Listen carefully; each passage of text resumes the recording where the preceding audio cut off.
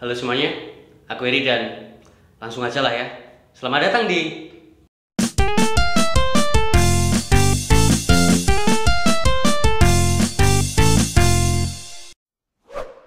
We're Eternals.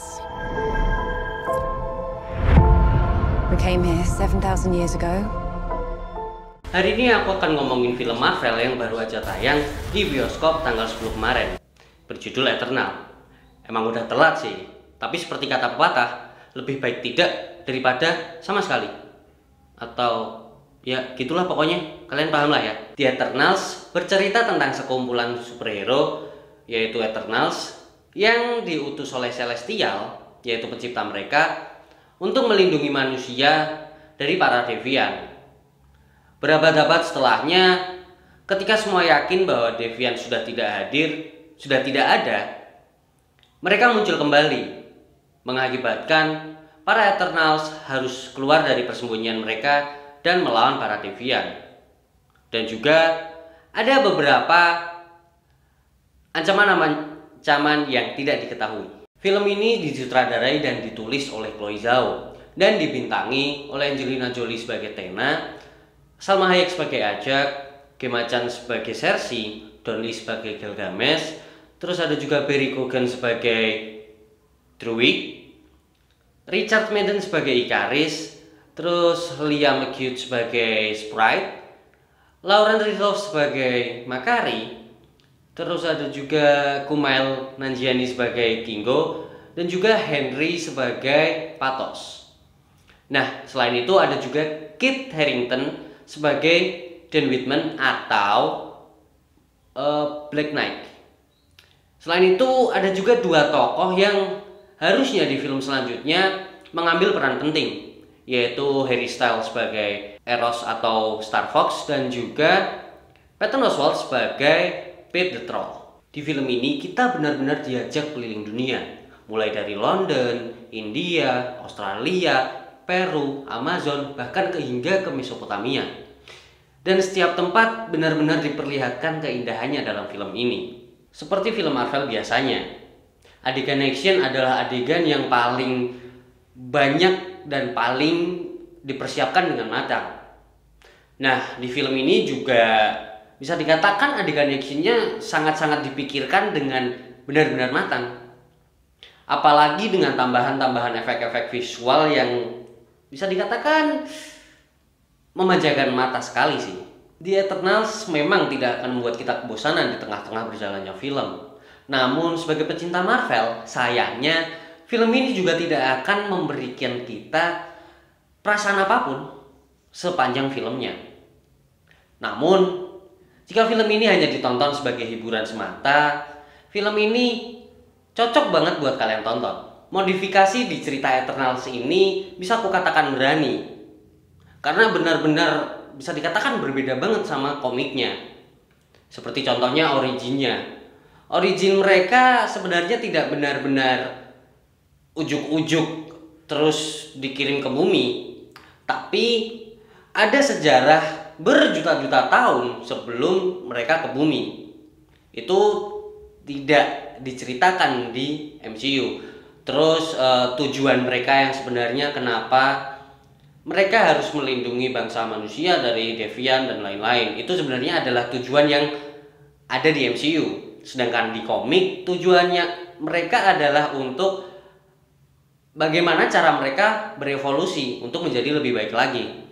Terus para Deviant nih, Deviant di sini tuh digambarkan seperti hewan, tidak punya akal, hanya mengandalkan nafsu dan lain-lain. Hingga akhirnya ada salah satu Deviant yang membunuh dan menghisap energi kosmik dari Eternals. Terus kekuatan para Eternals sendiri di sini juga digambarkan dengan berbeda. Di MCU, para karakter Eternals memiliki kekuatan mereka masing-masing, yang mana di komik sendiri nggak kayak gitu. Kalau di komik, semua anggota Eternals itu memiliki kemampuan yang sama, bisa terbang, terus bisa telepati, psychic, dan masih banyak lagi. Selain itu ada juga beberapa karakter yang diubah. Contohnya Makari, terus ada juga Pastos, Kingo sumpah ini beda banget. Kalau di komik, Kingo itu keturunan Jepang, sedangkan di MCU ini digambarkan dia sebagai orang India, walaupun keduanya memiliki persamaan yang sama, yaitu sama-sama menjadi artis. Nah, tapi balik lagi nih, karena ini yang ngebuat MCU, jadi aku udah nggak kaget dan nggak kecewa lagi. Tantangan sebenarnya dari The Eternals adalah memperkenalkan 10 superhero dalam satu film yang berdurasi terbatas. Yang walaupun dieksekusi dengan baik, sayangnya tidak benar-benar melekat pada penonton. Hal ini juga dipengaruhi dengan karakter development yang bisa kukatakan lemah. Karena untuk mengetahui background dari sebuah karakter, seorang karakter, kita harus flashback dulu. Jadi di film ini tuh banyak banget flashbacknya dan itu tuh kayak nggak guna gitu. Posisi tiap karakternya juga kurang seimbang. Walaupun kita diperlihatkan kelebihan dan kekurangan masing-masing, namun masih ada beberapa karakter yang terlihat lebih menonjol daripada karakter yang lain. Aku tidak akan mempermasalahkan Cersei karena bisa dikatakan Cersei adalah lead atau tokoh utama dari The Eternals ini. Namun aku tidak melihat peran-peran penting atau hal-hal penting yang dilakukan oleh karakter-karakter yang lain. Ya memang ada sih yang bantuin Cersei, cuman ya udah gitu doang. Selain itu, walaupun dibumbui dengan ikatan emosional antar karakternya, hal ini nggak lebih hanyalah pemanis. Apakah kita bahkan menangis saat melihat Gilgamesh mati? Penggarapan cerita The Eternals bisa dikatakan ramah bagi penonton awam Marvel, dengan ceritanya yang ringan, mudah dicerna, dan juga bagaimana mereka membangun suasana dari benar-benar awal sampai ke klimaks ceritanya, dan juga beberapa plot twist ringan. Namun bagi pecinta Marvel, sepertinya konsep seperti ini tuh udah usang banget buat digunain. Kayak formula kayak gini tuh udah nggak bekerja untuk sekarang.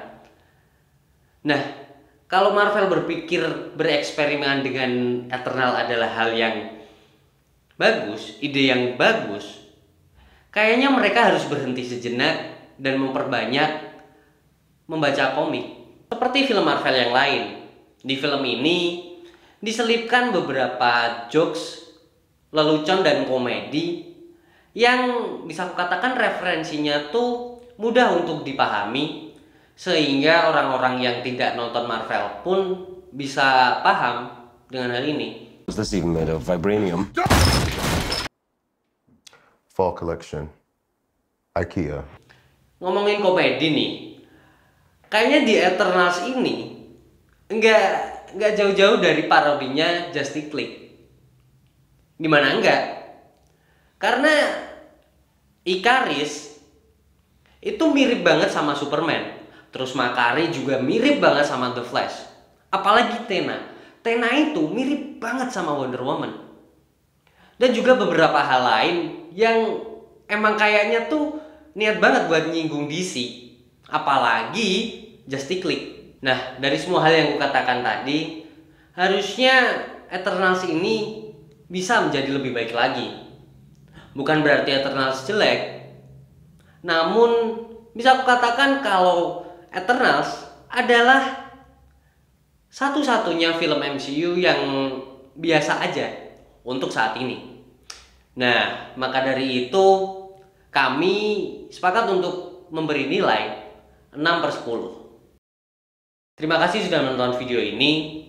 Jangan lupa tinggalkan like jika kalian menyukai video ini. Terus tinggalkan komentar jika kalian ada saran untuk kita review film, series, game, anime, atau apapun itu di kolom komentar di bawah. Dan sampai jumpa.